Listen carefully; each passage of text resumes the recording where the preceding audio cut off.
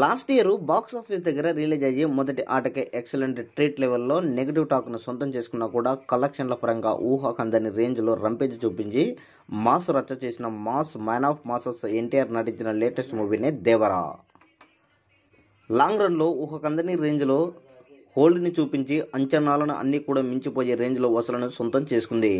తర్వాత డిజిటల్లో కూడా సాలిడ్గా కుమ్మేసి సినిమా టోటల్ రన్లో బాక్స్ ఆఫీస్ దగ్గర ఏకంగా 450 కోట్లకు పైగా గ్రాస్ కలెక్షన్లను సొంతం చేసుకుని బ్లాక్ బస్టర్ హిట్గా నిలిచింది.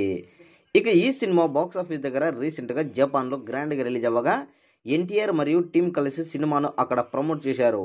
ఇక ఓపెనింగ్స్ అదిరిపోతాయి అనుకున్నా కూడా అక్కడ రీసెంట్గా డబ్ అయ్యి రిలీజ్ అయిన రంగస్థలం, కల్కి లాంటి సినిమాల రేంజ్లోని బుకింగ్స్ ట్రెండ్ ఉందని చెప్పొచ్చు. ఈ సినిమాలకు వీకెండ్లో ఓవరాల్గా 7,200, 7,500 వరకు టికెట్లు సేల్ అయ్యాయి. అదే టైంలో దేవర మూవీ కూడా ప్రీమియర్స్ అండ్ వీకెండ్ కలిపి అటు ఇటుగా 7,000 వరకు పైగా టికెట్లు సేల్ జరిగినట్లు సమాచారం.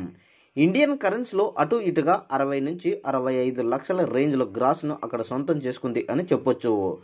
టీమ్ RRR రేంజ్లోనే ఓపెనింగ్స్ వస్తాయని ఎక్స్పెక్టేషన్ చేసినా కూడా పర్వాలేదు అనిపించేలా పర్ఫార్మెన్స్ చూపించింది దేవరా. కాన్ టాక్ పరంగా బాగుంది అనిపించే రేంజ్లోనే రెస్పాన్స్ను అయితే సినిమా అక్కడ సొంతం చేసుకుంది. దాంతో అక్కడ సినిమాలకు ఎలాగో లాంగ్ రన్ ఉంటుంది కాబట్టి లాంగ్ రన్లో మంచి కలెక్షన్లను సొంతం చేసే అవకాశం ఎంతైనా ఉంది అని చెప్పాలి. మొత్తానికి దేవర జపాన్లో భారీగా కలెక్షన్లు వస్తున్నట్టు మనకు సమాచారం అందుతుంది. మరి జపాన్లో దాదాపుగా వీకెండ్ వరకు 7,000కు పైగా టికెట్లు అమ్ముడుపోవడంపై మీ యొక్క అభిప్రాయాన్ని కామెంట్ కూడా తెలియజేయండి.